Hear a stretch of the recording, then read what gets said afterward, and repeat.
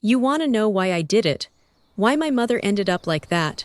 Simple, because she was a glorified parasite, always sucking the life out of everyone around her. My own mother, please, she was just dead weight, and I cut the cord. Finally. You got a problem with that. Good, because frankly, I sleep like a baby. And I don't regret a single damn thing. Not one. You think my life's all sunshine and roses, don't you? Think again. The perfect picture on Instagram. That's just the filter, honey. The reality was a nightmare thanks to one person. Everyone always talks about family values, right? Honor your elders. Blah, blah, blah. Sounds great on Instagram, doesn't it? But reality. Reality is a total different beast. And my reality, it was anything but a fairy tale. You see these hands. These aren't the hands of someone who just sits around waiting for handouts. I worked my ass off to get where I am. Every single perfectly manicured nail, every diamond on my finger, it was earned. Building Tanya's universe from scratch was no joke. It was blood, sweat, and tears. Mostly sweat, because tears aren't exactly on brand for a lifestyle influencer. The late nights, the early mornings, the constant pressure to look perfect, to be perfect for my millions of followers. Every single post, every story, every reel, it's a performance. A demanding, relentless performance. And it's exhausting, okay? People only see the glam, the filtered perfection, not the grind, not the constant anxiety of staying relevant. My personal brand, that's my everything.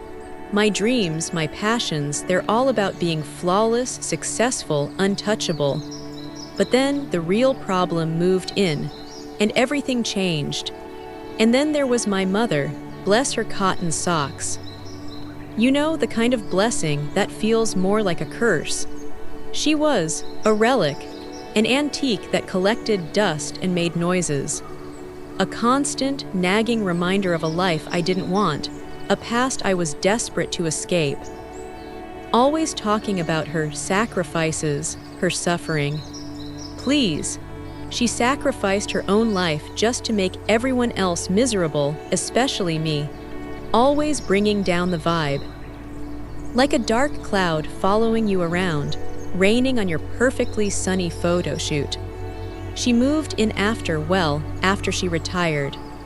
More like, she decided she was too frail to live alone and declared herself my responsibility.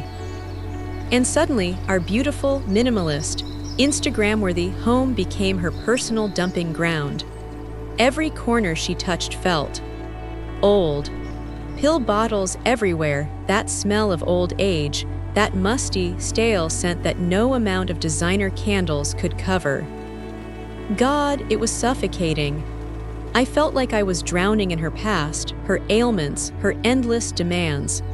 Her stories about the good old days that were anything but good. Her constant need for attention, for help, for validation. It was relentless. I felt trapped completely, like a gilded bird in a rusty cage.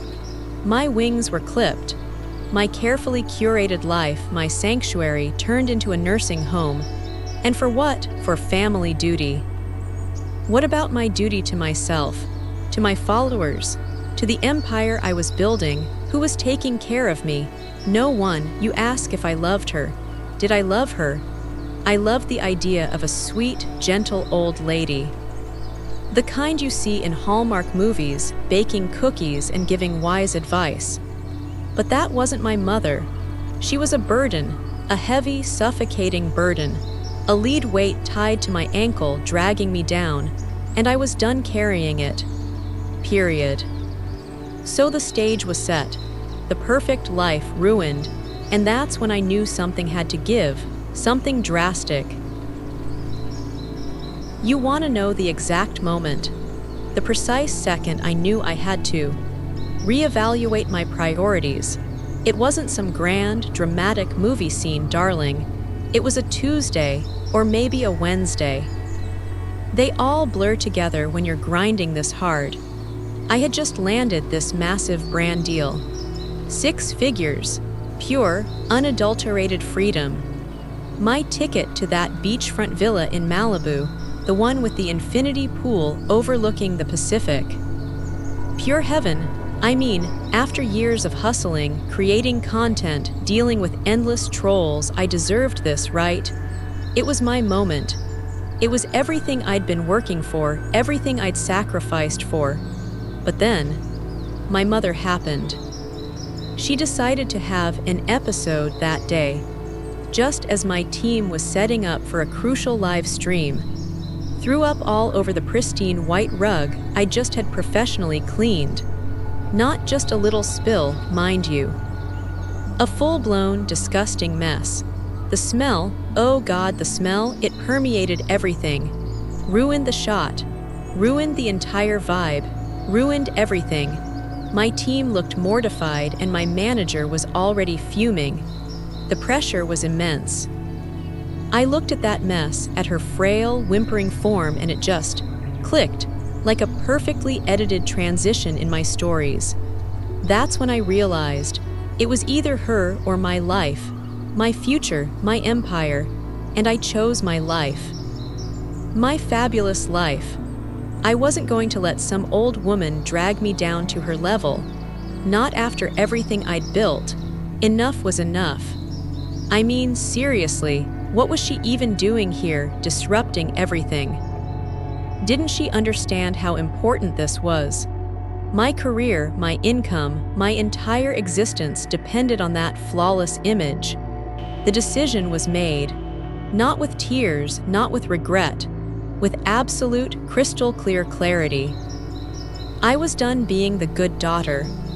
That role didn't pay the bills, didn't boost my engagement, didn't get me on the Forbes list, did it? It was a drain, a complete and utter drain. And honestly, it was empowering, truly. Like shedding a heavy, ugly skin. It was about reclaiming my narrative, taking back control of my story. Every single influencer knows that feeling, right? So the decision was locked in. And what came next was just a logistics. Practical steps to manage a problem that no longer fit into my perfectly curated life. You can't have perfection with an imperfection constantly dragging you down, can you? People call it neglect. Abuse. Such harsh words, aren't they? I call it efficiency. Self-preservation. You can't pour from an empty cup, right? And my cup was running dry. Seriously, it was about to crack.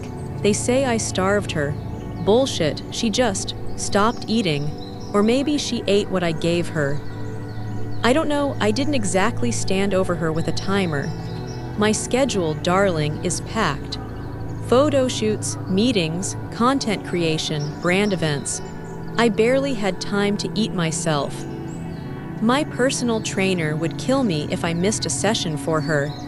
Her appetite just dwindled, you know. It's what old people do. They lose their spark. It's not my fault if she didn't have the will to live. Who could blame her, really? Her life was pretty dull, stuck in one place. Mine was vibrant, full of endless possibilities. I mean, would you want to live if you were just waiting to die? The first thing was the money. Obviously, her pension, her little savings. We managed it. Meaning I managed it. She didn't need that much anyway. Just a roof over her head, right? Which we provided. And let me tell you, that house isn't cheap. The mortgage, the upkeep, the insane property taxes. The bills were piling up. My image, my brand, it all costs a fortune to maintain. So really, it was only fair. A small management fee for my troubles. She used to hoard cash under her mattress like some kind of ancient dragon. I found it, for her safety, of course. You wouldn't want her getting robbed, would you? Such a simple, naive soul. It was practically my civic duty to protect her assets from herself, if you will. And the phone calls. Oh God, the phone calls. They were relentless, like tiny, annoying gnats buzzing in my ear. She'd call her old bridge club her sister, whining, always whining, complaining about everything about me. Can you believe the nerve? Accusing me of things, so I took her phone away, said it was for her own good. Less distractions, less gossip, less negative energy poisoning my perfectly positive home. I mean, my followers expect good vibes, not drama from an aging relative, right? And honestly, it was easier than I thought. No one really cared enough to check on her, did they? Except to ask about her will, maybe. Funny, isn't it? The silence was golden. Literally, it was the sound of my peace of mind returning. Then came the accidents. She'd fall or forget to take her meds. Little things, annoying things that just added to my stress. I'd pretend to be worried, of course. Post a concerned selfie with her on my stories. A little filter, a sad emoji. Pray for my dearest mother, she's a fighter. Hashtag family first, you know, the engagement was through the roof. People eat that stuff up. It's all about optics, right? People want to see you caring, so I cared, for the camera. It's called building a narrative. My narrative, her falling, was just content. Unplanned but effective. But the biggest challenge, keeping Randall in line. My husband, the man who supposedly loved his mother. There were times she'd try to talk to Randall, whimper about how I was treating her, and he'd just look at me with that weak, helpless look. And I'd give him the look. The one that says, "Don't you dare. Remember who's paying for your toys, who's keeping this perfectly curated life afloat." He knew better than to cross me. He had his own problems, his own debts. Debts I conveniently helped him with, of course. So he just let it happen. What was she going to do? Tell on me. Please. Who would believe an old woman's ramblings over a respected, successful, and flawless influencer like me? It was always her word against mine. And my word had millions of followers. It was an open and shut case. He knew it. She knew it. The only one who didn't was probably her own senile brain. You know, the funny thing is, I even consulted with a lawyer, purely hypothetical, of course, just to know my rights. How much neglect is too much neglect before it's abuse? Where's the line? Turns out it's pretty blurry when you're careful enough. You can do a lot without technically breaking any laws. Yet, it's about perception. And I'm a master of perception. I learned the loopholes. The system is designed for people like me. Not for them. I'd tell her, "Mother, you're not eating enough. You need to pull yourself together. You need to fight." As if she could. As if I actually wanted her to. I even suggested putting her in a home. She cried, of course. Pathetic. Made her sign some papers, too, just in case, for her care. She didn't even read them, just signed wherever I pointed. Old people are so trusting, it's almost sad. Almost. It's not manipulation if they're too frail to understand, right? It's just efficiency. Another burden handled. And let me tell you, that sigh of relief when I had those papers. Pure ecstasy. Like hitting 1,000,000 likes on a post. And then, after all that, the inevitable. The grand finale of her little melodrama. It was always going to happen. It was just a matter of time. And timing, darling, is everything. And then it happened. The grand finale of her little melodrama. You know, everyone talks about these big, dramatic, movie-like climaxes. But sometimes, the most profound moments are just quiet. Insidiously quiet. It was always going to happen. It was just a matter of time. And timing, darling, is everything. This wasn't some sudden, shocking event, you know. It was a slow burn, a gradual fading, like a battery finally running out of juice. And honestly, I was ready for it. More than ready. It was a Tuesday, or maybe a Wednesday. The days all blur together when you're caught up in endless content creation and brand meetings. I remember I had a huge product launch that day, a new luxury skincare line, millions of impressions, darling. I was out all day, working the room, perfectly poised, perfectly on. Came home and silence, pure, blissful silence.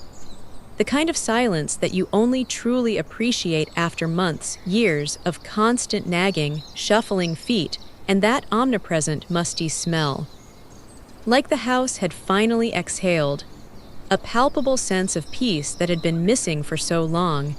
It was almost a relief. No, scratch that. It was a relief, an overwhelming, intoxicating relief. I went to check on her, just to be sure.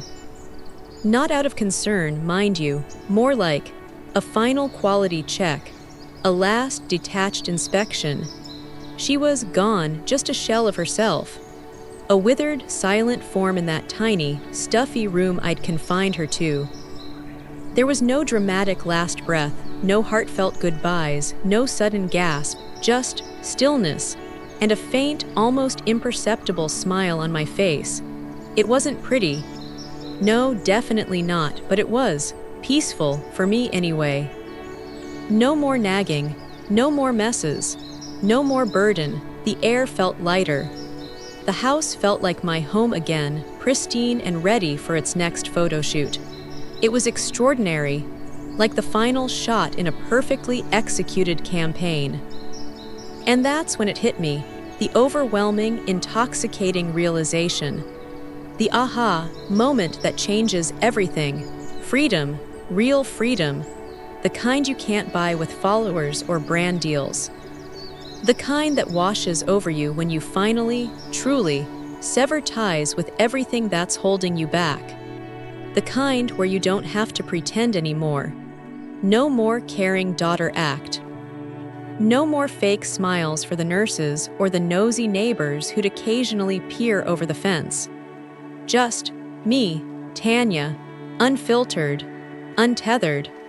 I literally felt a physical weight lift off my shoulders, a heavy cloak of responsibility that had been suffocating me for too long.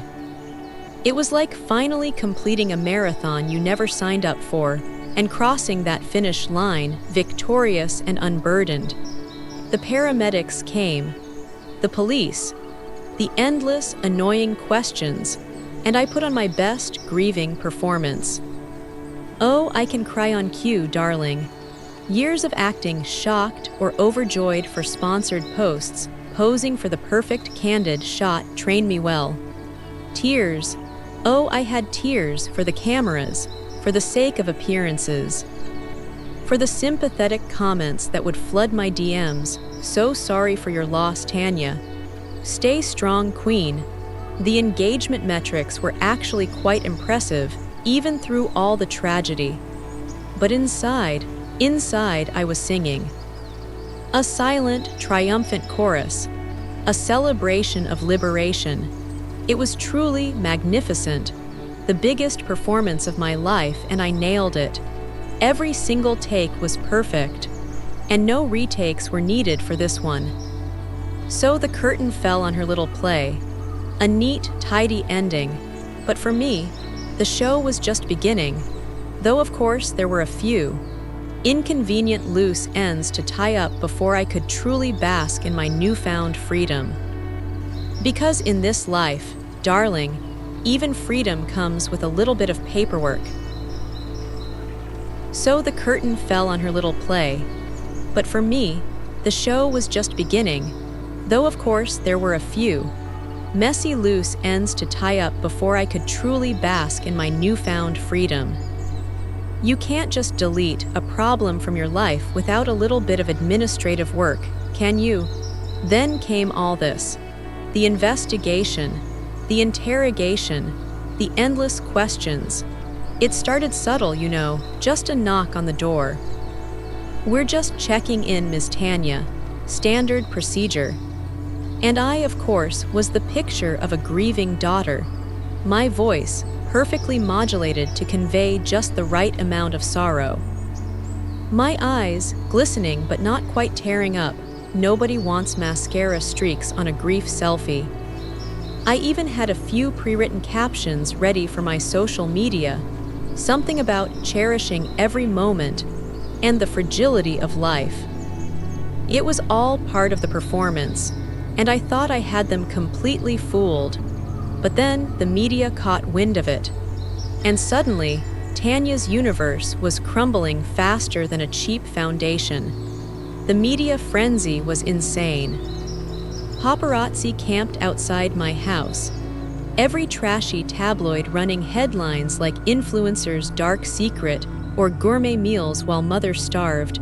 So dramatic, the trolls came out in full force. Murderer, abuser, karma's a bitch. Oh, the irony. They had no idea what they were talking about. They love a good villain, don't they? Especially when she's beautiful and successful. It just fuels their pathetic little lives. I had to disable comments on almost all my posts. My engagement plummeted. It was a nightmare.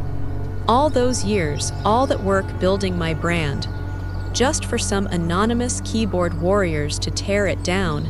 It was infuriating. Utterly infuriating. I mean, my mother was gone, and these people were still trying to drain my energy. And Randall, oh Randall, my dear, weak Randall, he folded. Of course he did. Blamed everything on me. The typical weak male couldn't handle the pressure. Tanya made me do it. I was scared of her, pathetic really. I told him, we're in this together, buddy, ride or die. But he cracked, cried like a baby during his interrogation. So predictable. I knew I couldn't rely on him for anything substantial. He was just another burden, honestly. A different kind, but still a drain on my resources and my patience. My sponsors dropped me, one by one. Faster than I could delete their products from my feed. All those friends vanished too. Funny how that works, isn't it? As soon as things get messy, as soon as the glamour fades, they all run for the hills. Fairweather friends, just like fairweather fans. They wanted the freebies, the access, the reflected glow of my success. But the moment the spotlight turned ugly, they scattered like cockroaches. Our brand doesn't align with these allegations, Tanya. Blah, blah, blah. Corporate speak for you're too toxic for our perfectly sanitized image. As if they were any better. Hypocrites, all of them. And the family that suddenly appeared. Relatives I'd never seen, suddenly heartbroken, mourning the loss of a woman they barely spoke to. Only after the will was read, of course. All her money gone. Donated to some elderly abuse charity. Margaret's final, pathetic attempt to screw me over from the grave. Hilarious. She really thought she could get the last laugh, didn't she? As if a little charity donation could undo what I'd achieved. It just proved she was still manipulative, even in death. Seriously, the audacity. You know, the worst part wasn't the accusations or the lost deals. It was the feeling of being misunderstood. They paint me as this cold, calculating monster, but I was just surviving, adapting. I mean, if you're drowning and there's a heavy rock around your neck, you cut it off, right? It's not evil, it's just natural selection. A harsh truth, but a truth nonetheless. They don't see the pressure I was under, the sacrifices I made to maintain their fantasy of me. So here I am, stripped bare, exposed, but not broken. And as the dust settles, there's only one last thing to say. One final truth to spill. So here I am, stripped bare, exposed. No filters, no perfect lighting, no carefully chosen angles, just me, Tanya, and you know what? I'm still standing, still breathing, still flawless in my own way. They tried to break me. They really, really did. This little room, these questions, the endless judgment, it's all just background noise now. They can call me what they want, a monster, a sociopath, a heartless bitch. But at the end of the day, I survived. I adapted. I did what was necessary for my survival. And I found my peace. That's the real win, isn't it? Not some moral high ground or a halo. It's about getting what you want, what you need to breathe freely. And I got it. She's gone, and I'm still here. Living my truth, however ugly you may perceive it to be. You ask if I regret it. Every single, freaking, glorious second of it. Absolutely not. Not one single second. Some people just aren't meant to be cared for, you know. Some people are just burdens. Lead weights that drag you down, drain your energy, sabotage your potential.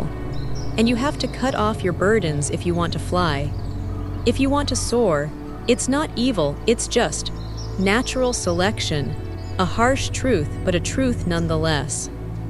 They don't see the pressure I was under, the sacrifices I made to maintain their fantasy of me, the perfect influencer, the perfect wife, the perfect daughter.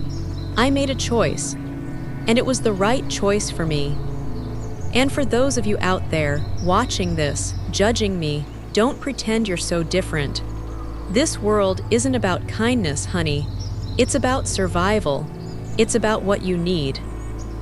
Everyone has a burden, a secret resentment, a frustration they keep hidden behind their own curated smiles. How many burdens are you carrying that you secretly wish would just disappear? That nagging relative, that demanding friend, that dead-end job. The only difference between me and you is I was brave enough to do something about it. I was honest enough with myself to admit what I truly wanted. You can live in denial, clutching your pearls, clinging to your morals. But I'll be over here, living my life unapologetically. So go ahead, press record, post this. Let the world see the monster. See if I care, see if it changes anything, because it won't. I've moved past that. I've evolved the narrative. It's mine now, always has been, and you're just part of my content. My story is out there now, unfiltered, raw, and now it's your turn. A chilling confession, a truly flawless monster. What are your thoughts on Tanya's unfiltered truth? Did her words make you angry, shocked, or did a tiny, uncomfortable part of you understand? Share your feelings in the comments below. Let the conversation begin. And if this story left you questioning, like it did us, then hit that like button, subscribe for more deep dives into the darkest corners of the human psyche, and share this video to spark a much-needed conversation. Because sometimes, the most beautiful faces hide the most terrifying secrets, and ignoring them won't make them disappear.